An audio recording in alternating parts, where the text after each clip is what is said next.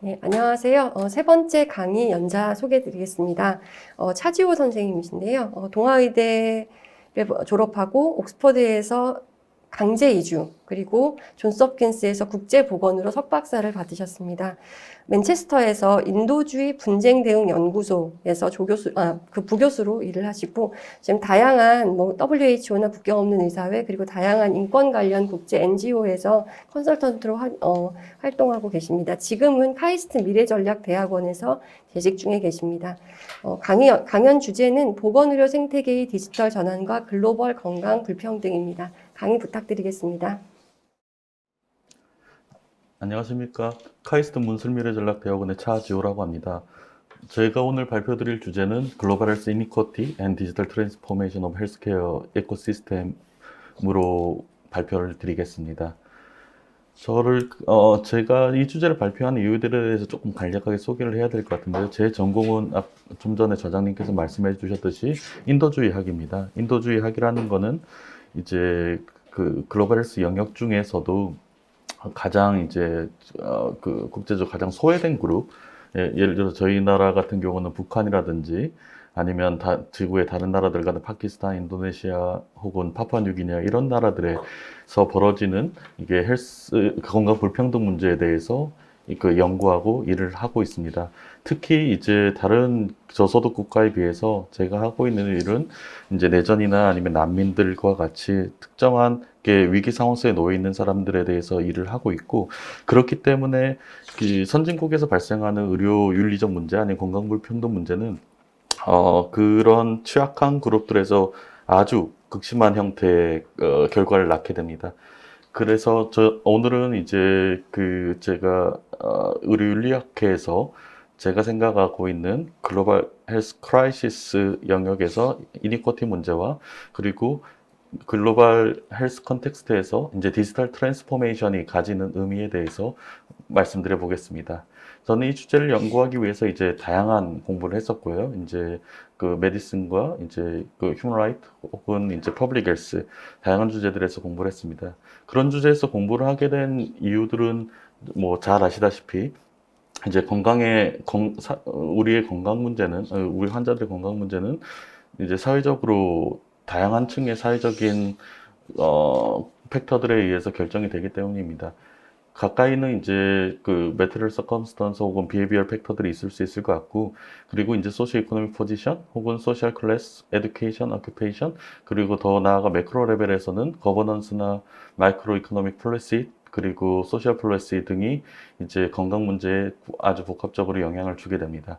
근데 제가 이제 집중하고 있는 부분들은 이제 크라이시스가 왔을 때, 이제 컨플릭이나 아니면 북한 같은 경우 이제 대량 기근이 왔을 때 이런 컨플릭트란 기근 자체가 직접적으로 건강에 미친 영향도 있지만, 결국에는 이런 크라이시스로 만들어지는 소셜 트랜지션들이 매크로 레벨의 소시오 이코노믹 폴리티컬 컨텍스트, 그리고 각 개인들이 가진 소시오 이코노믹 포지션에 영향을 주기 때문에 이런 이머전시 크라이시스들이 아주 롱텀으로 사람들의 건강 문제에 영향을 주게 됩니다. 마찬가지로 지금 코비드 19 팬데믹과 락다운을 저희가 맡고 있는데, 이게 이제 선진국 같은 곳과 달리 그 개발도상국이나 특히 저소득 국가 아니면 인도적 위기에 있는 국가들은 그 코비드 19 팬데믹 자체의 문제도 있지만 락다운으로 인한 휴먼 인모빌리티가 사회에 큰 영향을 주고 있습니다. 그 부분들이 이제 우리 모두가 경험하다시피 그런 휴먼 인모빌리티와 이제 디지털 트랜스포메이션 간의 관계들을 저희가 조금 더 주의 깊게 이해할 필요가 있을 것 같습니다. 네. 이 그림은 이제 전 세계 항공 노선들을 이제 선상으로 연결해 놓은 건데요.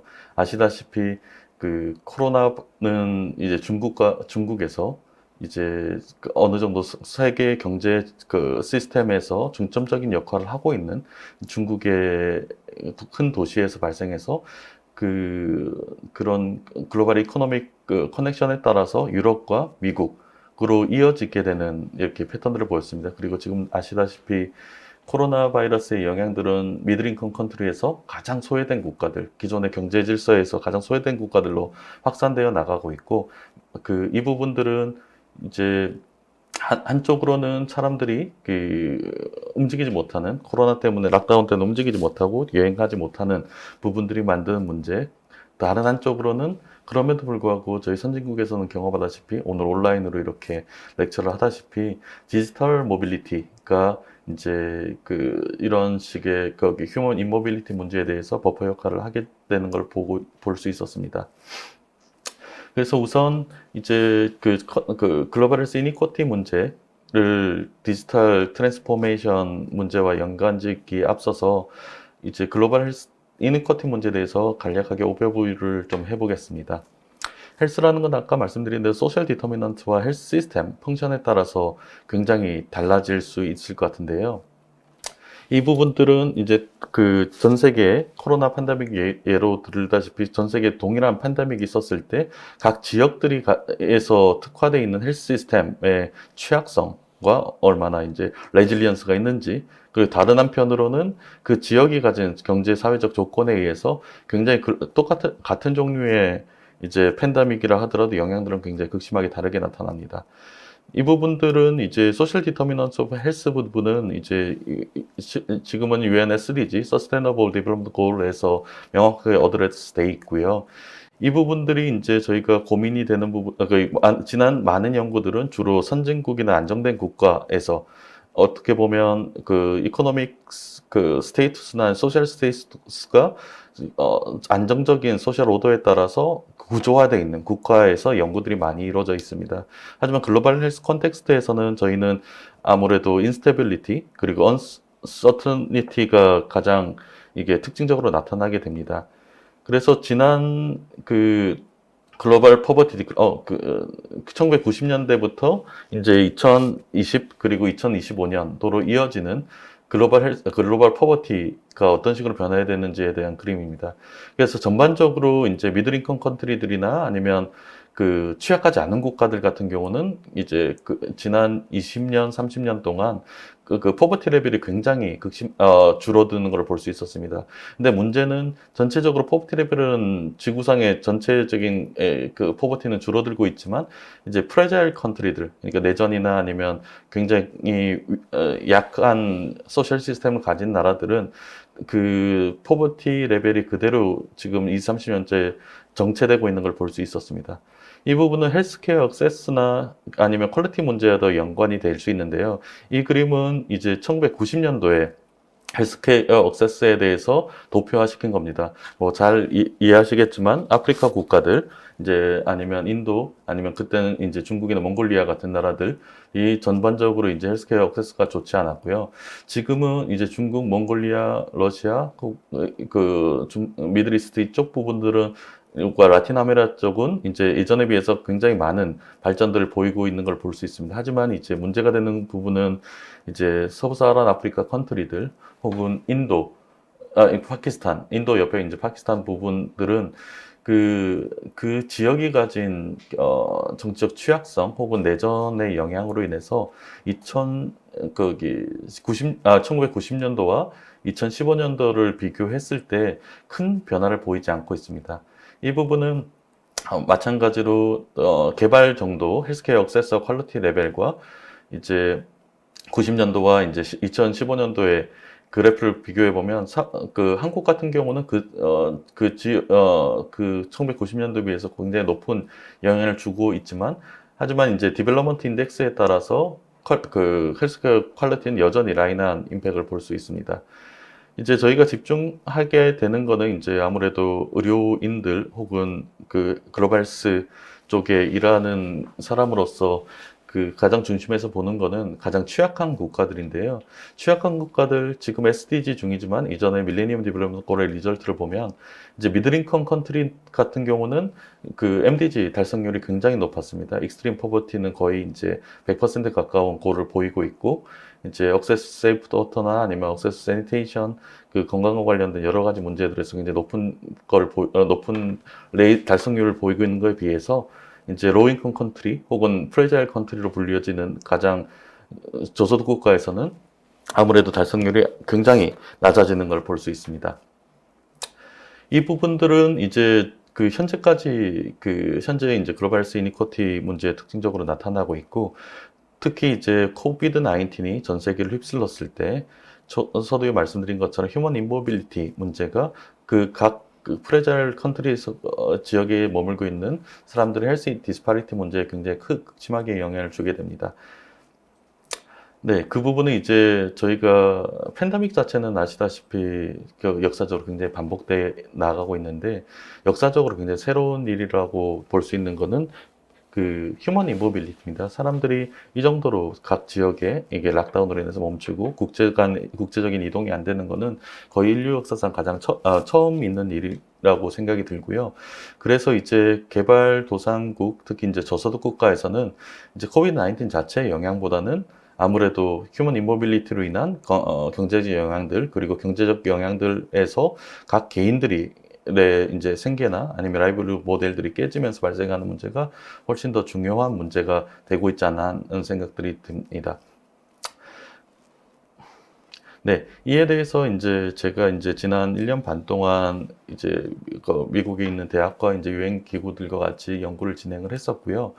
제가 이제 그 약 7개국에서 10만 명을 대상으로 이제 서베이를 했습니다. 서베이를 한 결과는 어떻게 보면 심플합니다.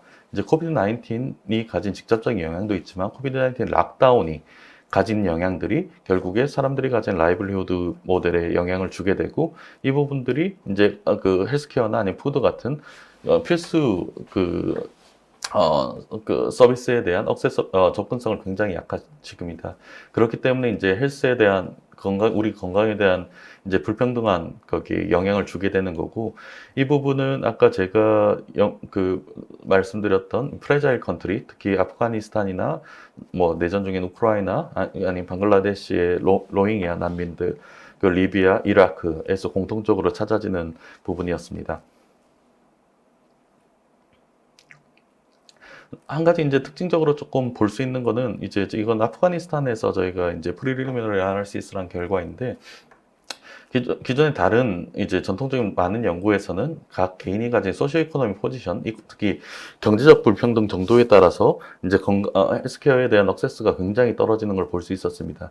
하지만 이제 최근의 트렌드 중에 눈여겨볼 만한 것은 이제 모바일 폰, 이제 스마트폰과 같이 이제 디지털 디바이스에 대한 액세서빌리티에 따라서 그 지역에 심지어는 이제 가장 이제 덜 디지털화가 되어 있는 나라인 아프가니스탄에서조차도 헬스케어 액세스, 그러니까 의료 접근성에 대한 접근성들이 굉장히 다르게 나타나게 됩니다. 여기 보시다시피 이제 모바일 폰 위드 싱카드, 데이터 액세스가 되는 싱카드에 따라서 이제 오더레이티어가 상당히 이제 그렇지 못한 그룹과 그런 그룹 사이에 다르게 나타나는 것을 볼 수 있습니다. 이런 상황들이 이제 현재까지 그 글로벌 헬스 이니쿼티 문제는 국가 간의 이제 차이 그리고 국가 안의 불평등 정도에 따라서 이제 가장 크게 영향을 받았었던 것 같고요. 근데 이제 그 코비드 19이 주는 영향도 있지만 다른 한쪽으로는 4차 혁명들 그리고 AI and 디지털라이즈 트랜스포메이션들이 현재 기존의 이제 글로벌 헬스 이니쿼티 문제에 굉장히 다른 영향들을 또한 주게 됩니다.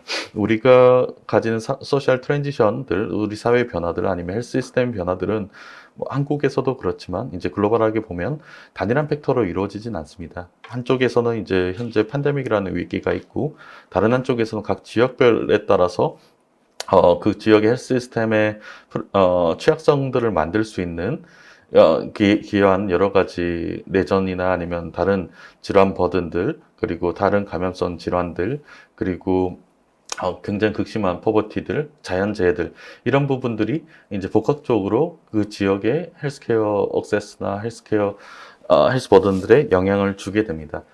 여기서 이제 더해져서 생각할 수 있는 부분들은 서두에 말씀드렸듯이 이제 디지털 트랜스포메이션으로 부르는 전 지구적인 변화이라고 생각이 하고요. 이런 기술 기반의 변화에서 저희가 기존에 여태까지 해결되지 않았던 글로벌 헬스 이니쿼티 문제에 대한 어떤 해결의 실마리를 볼 수 있을 것 같습니다. 그래서 AI 디지털 트랜스포메이션도 우리가 이 디지털 트랜스포메이션 영향들을 생각을 했을 때 이 부분이 헬스케어 헬스 시스템에 미친 영향들에 대해서만 주로 생각을 하게 되는 것 같습니다. AI나 디지털라이즈 헬스케어 시스템이 어떤 식으로 우리의 건강 문제를 바꾸는가라는 데 집중을 하고 있는 것 같습니다. 하지만 이제 다른 크라이시스나 아니면 큰 규모의 소셜 임팩트들과 마찬가지로 AI 앤 디지털 트랜스포메이션은 이제 전 지구적인 변화를 야기하고 그게 이제 건강에 대한 직접적인 영향도 있지만 소시오 이코노믹 혹은 폴리티컬 컨텍스트 뭐 예를 들어서 레이버 마켓에 대한 그 큰 변화를 만들게 되고요. 그리고 소시오 이코노믹 포지션들에 대한 변화 그리고 예를 들어서 엘더리 파퓰레이션들 그 기존의 노년 인구들이 노동력 상실로 인해서 경제적인 어떤 불평등에 노출돼 있었다고 하면 다른 한편으로는 이제 그 노인 인구들이 예전과 다른 산업 구조 안에서 새로운 형태의 일자리에 접근할 수 있는 부분들도 많고 또 반대로는 이제 디지털 리터러시가 떨어지는 그룹들은 이런 변화에서 또 다시 소외되는 영향들을 보게 될 수 있을 것 같습니다. 그래서 우선 그 디지털리 트랜지션 월드에서 이제 소셜 디터미넌트들이 어떻게 영향을 주게 되는지 저희가 먼저 생각을 해보고 이후에 이제 AI 앤 디지털 트랜스포메이션이 어떻게 헬스 시스템의 새로운 변화들을 만들 수 있고 그 부분이 어떻게 헬스 이니쿼티 문제에 영향을 줄 수 있는지 논의를 좀 해보도록 하겠습니다. 말씀드렸듯이 AI 앤 디지털라이제이션은 큰 규모의 이제 소셜 트랜지션을 만들고 있습니다. 이 부분들은 이제 한국과 유럽 혹은 뭐 미국과 같은 선진국에서도 충분한 변화를 일으키고 있지만 더 중요한 거는 헬스 시스템이나 아니면 소셜 시스템이 굉장히 취약한 국가, 행정 시스템이 잘 만들어지지 않고 경제 시스템을 국가에서 주도하기 어려울 만큼 행정력이 약화되어 있는 국가에서 이런 디지털 트랜스포메이션들이 새로운 형태의 사람들의 그 연결성들을 만들고 이제 거버넌스 모델들을 만들어내는 것 같습니다. 그런 큰 규모의 사회적 변화가 이제 어떻게 소셜 이니퀄리티, 각 개인들이 가진 경제적 혹은 정책 불평등 문제에 대해서 어떻게 영향을 주고 그 소셜 이니퀄리티에 영향을 주게 된다고 하면 이 부분이 당연히 이제 다른 말로 우리의 건강의 사회적 결정 요인이기 때문에 결국에 이런 그 매시브한 소셜 트랜지션이 글로벌 이니퀄리티에 영향을 주게 되는 것 같습니다. 특히 이제 국제적으로 아주 소외되어 있는 그룹들, 난민이라든지 아니면 뭐 도시 이주자들 혹은 이제 내전 속에서 살아가는 사람들에게는 이런 디지털 트랜스포메이션이 굉장히 큰 영향을 주게 되는 것 같습니다. 그럼 다른 한편으로 아까 이제 디지털 트랜스포메이션이 가진 글로벌 시스템에 대한 변화를 생각을 해보면 한편으로는 소셜 디터미넌트에 영향을 주지만 다른 한쪽으로는 굉장히 급진적인 변화가 이제 글로벌랑 헬스 시스템 플랫폼에 나타나고 있을 것 같습니다. 이걸 헬스 시스템 렌즈로 저희가 들여다보면 이제 서비스 딜리버리 측면, 뭐 아시겠지만 클리니컬 디시전 서포트 시스템이 AI 베이스로 굉장히 스케일업 되는 모습들을 볼 수 있고 또 한쪽으로는 헬스 인포메이션 시스템에 대한 기술적인 변화가 일어나고 있습니다. 그리고 이 부분들에 대해서 아직 만들어지지는 않았지만 헬스 파이낸싱에 대한 변화로 이어질 수 있을 거라고 예상이 들고요. 당연히 이제 블렌디드 온라인 헬스 에듀케이션이나 이런 부분들이 한국 이런 선진국을 넘어서 글로벌 시스템에 영향을 줄 것으로 봅니다. 조금 더 자세하게 들여다보면 AI 앤 디지털라이즈 헬스케어 같은 경우는 지금 어떻게 보면 이건 자율주행이랑 비슷한 모델들 레벨 1부터 레벨 5까지 자율주행 주행 자동차에서 볼 수 있는 모델들을 이제 아답테이트 한 건데요. 레벨 1과 레벨 2 현재는 이제 그런 AI 기반의 디바이스들이 이제 클리니션들을 부분적으로 서포트하는 모델에 머물러 있고 이 부분들이 이제 시간이 지나감에 따라서 이제 컨디션 오토메이션 그리고 하이 오토메이션, 프로 오토메이션 단계를 넘어가게 될 것 같습니다. 저는 이제 이런 클리니컬 디시전 메이킹 서포트 시스템이 이제 충분한 의료 인력이 있는 선진 국가에서에 대한 영향보다 기존에 아무 의료 시스템이 굉장히 취약하거나 아니면 의료 휴먼 리소스가 굉장히 취약한 그룹들, 의사나 아니면 간호 인력들이 굉장히 부족한 나라에서 어떻게 보면 게임 체인저의 역할을 볼 수 있을 것 같습니다. 그래서 선진국에서 이제 만들어진 변화든 CDSS, Predictive, Preventive, Personalized Participatory 그리고 케어기빙에 대한 컨셉을 바꾸고 헬스 에듀케이션 컨셉을 바꾸고 그리고 헬스케어 인더스트리에 대한 새로운 형태의 이제 산업화를 예측을 하고 있지만 이제 보다 저희가 집중하고 있는 거는 이제 글로벌 헬스 컨텍스트에서 이런 식의 디지털라이즈 헬스케어 리볼루션이 어떤 식으로 영향을 줄까입니다. 특히 이제 이 부분들은 이제 클리니컬 디시전 메이킹 프로세스의 퀄리티를 높일 수 있다고 생각이 들고요. 그게 이제 파라메딕이나 널스들 혹은 커뮤니티 헬스 워커들의 가진 역량들을 그 이상으로 끌어올릴 수 있는 개발도상국의 이런 헬스 관련 프로페셔널 인력들을 기존에 제공하지 못하는 헬스케어를 커버할 수 있게 높일 수 있을 것 같습니다. 그리고 헬스 프로비전 시스템에 대한 코스트 에펙티브니스나 레질리언스를 강화시킬 수도 있을 것 같고요. 또 하나는 이제 헬스 인포메이션 시스템, 오늘의 빅데이터, 보건 의료 빅데이터 관련 주제인 것 같은데요. 이 부분에 대해서 특히 이제 개발도상국에서는 non communicable disease, 그러니까 장기간의 치료를 요하는 질환들에 대해서 헬스케어에 대한 이제 연속성이 굉장히 떨어집니다. 왜냐하면 각 개인이 가졌던 질환들에 대한 히스토리나 아니면 뭐 난민들 같은 경우는 계속 이동하기 때문에 그런 정보들이 취합되기 어려운 면들이 있을 것 같고요. 그렇기 때문에 이제 헬스 인포메이션 시스템이 이제 부족한 행정력이나 아니면 뭐 난민같이 나라와 나라를 국가를 이동하는 국가들에 대해서 발생하기 어려웠던 부분들을 뭐 디센트럴라이즈 헬스케어 인포메이션 헬스 인포메이션 시스템이 이제 기술적으로 우측함에 따라서 해결할 수 있는 여지가 생기고 있습니다. 헬스 인포메이션 시스템이 중요한 거는 이제 많은 저소득 국가에서 헬스 파이낸싱, 특히 이제 보험제도나 아니면 다른 형태의 헬스 파이낸싱 서포트 시스템이 만들어지기 어려운 요인 중에 하나가 각 개인이 가진 치료 경력들 혹은 치료비 이런 기록들이 이제 국가에 이제 얻을 수 없는 데이터가 됩니다. 근데 헬스 인포메이션들이 만들어지면 이제 헬스 파이낸싱 리폼을 할 수 있는 중요한 여지가 될 수 있고 이 부분이 아무래도 이제 그 글로벌 헬스 시스템에서는 굉장히 큰 트리거 포인트로 작용할 것 같습니다. 이제 마지막 슬라이드인데 그 글로벌 헬스 에틱스라고 부를 수 있는 부분들이 이제 저희가 이제 아까 앞서 발표하셨다시피 보건의료 빅데이터 부분에서도 굉장히 다양한 윤리적인 논의들이 만들어져 있는 것 같습니다. 그리고 이제 하지만 이제 한 국가를 벗어난 글로벌 헬스 이퀄티 문제, 국가 간 불평등 문제, 혹은 이제 국가 사이에 있는 그 소외된 그룹들에 대한 불평등 문제들에 대해서는 우리가 그 사람들의 건강에 대한 논의들은 굉장히 아직까지 많이 만들어져 있지 않은 것 같습니다. 그래서 이제 팬데믹과 휴먼 인모빌리티로 인한 그 사회적 변화와 디지털 트랜스포메이션의 변화, 그리고 헬스 시스템의 변화 속에서 글로벌 헬스 에틱스에 대해서 어떤 식으로 저희가 접근해야 될지 논의들이 좀 돼야 되는 시점인 것 같습니다. 이 부분들은 아무래도 글로벌 컨텍스트 빅데이터랑 연결이 되면 결국에 그 개발도상국에서 만들어지는 다양한 형태 빅데이터들이 이제 누구로부터 오고 그걸 누구를 위해서 쓸고 그 부분에 대해서 레귤레이션들은 누가 만들어 나갈지에 대한 논의들이 아직 만들어져 있지 않은 것 같습니다. 그래서 이 부분에 대한 추가적인 논의가 만들어질 수 있으면 좋겠습니다. 감사합니다.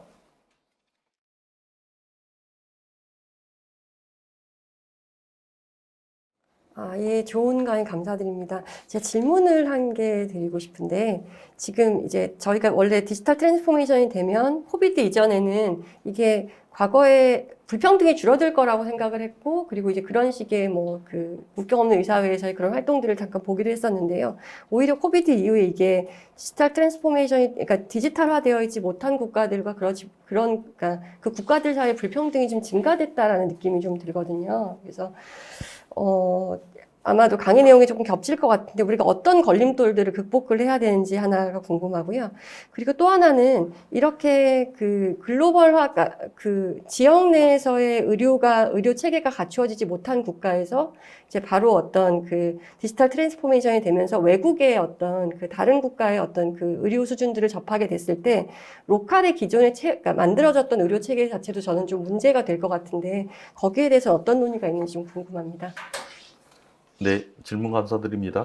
이제 코비드 19이 줬던 영향들 그리고 이제 그것과 더불어서 디지털 트랜스포메이션이 전 세계적으로 일어나고 있을 때 그 디지털 트랜스포메이션에 대한 격차들은 분명히 존재합니다. 선진국과 이제 저소득 국가들 사이에서는 디지털라이제이션에 대한 정도가 차이가 나고 그렇게 됐을 때 먼저 이 기술을 선점하고 디지털라이즈된 국가들이 이제 어떻게 보면 이코노믹 좀 경제적으로 우위에 놓일 수 있는 산업 구조를 먼저 확보할 수 있을 것 같다는 생각들이 듭니다.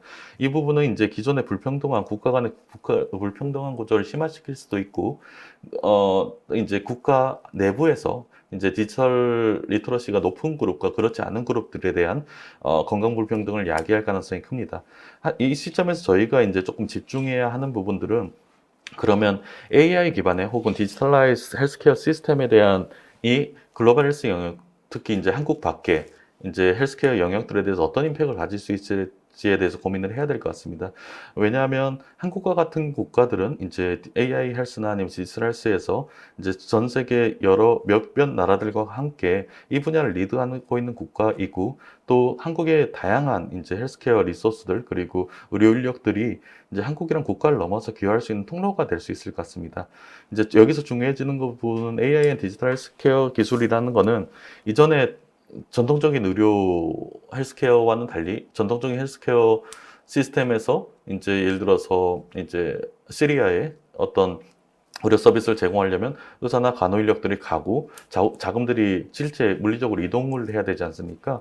하지만 이제 디지털라이즈 헬스케어는 이제 그런 식의 이동 없이도 일종의 디지털 헬스 기술은 개발도상국의 복제가 가능하기 때문에 그 지역에 맞춰서 아답테이트 하는 게 중요하고, 기존의 인력들, 그리고 그런 저수도 국가에서 있는 헬스케어 인력들의 역량들을 이런 디지털라이즈 클리니컬 서포트 시스템이 스케일업 할 수 있는 역량들을 어떻게 만들어 나가는가에 따라서 이제 영향들이 달라질 것 같습니다. 여기에는 중요한 윤리적인 논의들이 있어야 될 것 같습니다. 왜냐하면 현재 디지털 헬스 기술들을 이제 디벨롭하고 있는 그룹들은 이제 어떻게 보면 프로핏 액터들, 이제 논 프로핏 액터의 퍼블릭 액터들이 아니고 몇몇 이제 독점적인 기술력을 가진 회사들에서 집중을 하고 있는데, 이 부분들이 만약에 사람들의 건강 문제, 헬스케어 액세스 문제에 대해서 미래에 굉장히 큰 영향을 주게 된다고 하면, 이런 헬스케어 시스템의 디지털라이제이션에 대한 논의를